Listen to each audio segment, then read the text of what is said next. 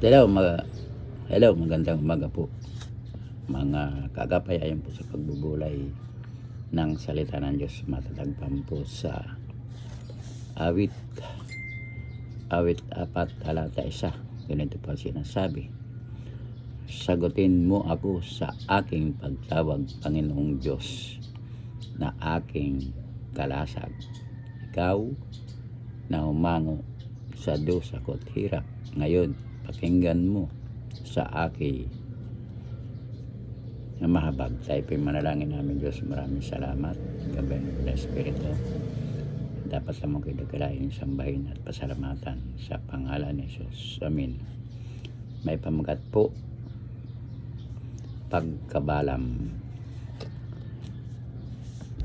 Kahit na matagal na tayong mananampalataya, hindi pa rin natin maunawaan ang paraan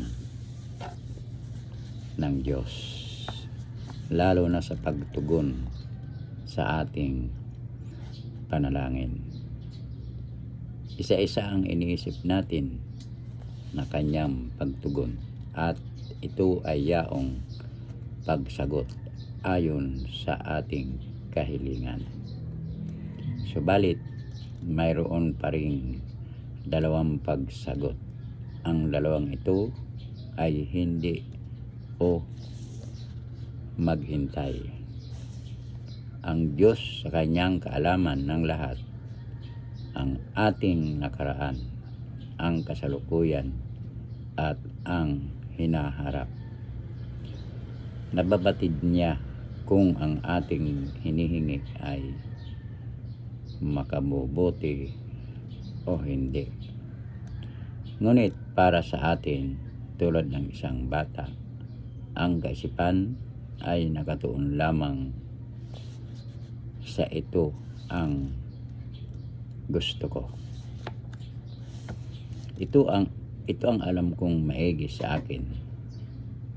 Naghinanakit sa Diyos, para bang ang Diyos ay killjoy. Ayaw na tayo ay maging maligaya. Subalit bilang anak ng Diyos, maganda na tandaan ang sinasabi sa awit 84:11. Hindi siya nagkakait ng mabuting mga bagay sa sinumang ang gawain ay matuwid at marangal. Hindi nagkakamali ang Diyos. Ang kanyang timing ang laging tama. At kung binalam niya ang sagot, may higit na magandang patutunayan para sa kanyang kaluwalhatian at para sa lalong ikatitibay ng pananampalataya nating mga mananampalataya. Tandaan, ang paghihintay ay laging napakahalaga, pagkat makaasang may magandang magaganap na ipinakikita ng Diyos. Kaagapay, ayon sa ating pinagbulay-bulayan, sagutin mo ako sa aking pagtawag, Panginoong Diyos na aking kalasag. Ikaw na humango sa dusa ko't hirap, ngayon pakinggan mo sa aking mahabag. Awit 4:1. Tayo po'y manalangin.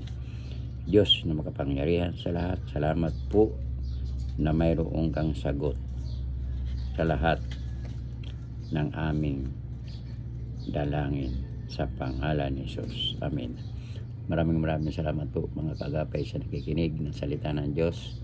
Pagpalain po ang inyong buong sambahayan. Diyan lamang po kayo magbabalik. Sa Diyos ang papuri. Bye-bye.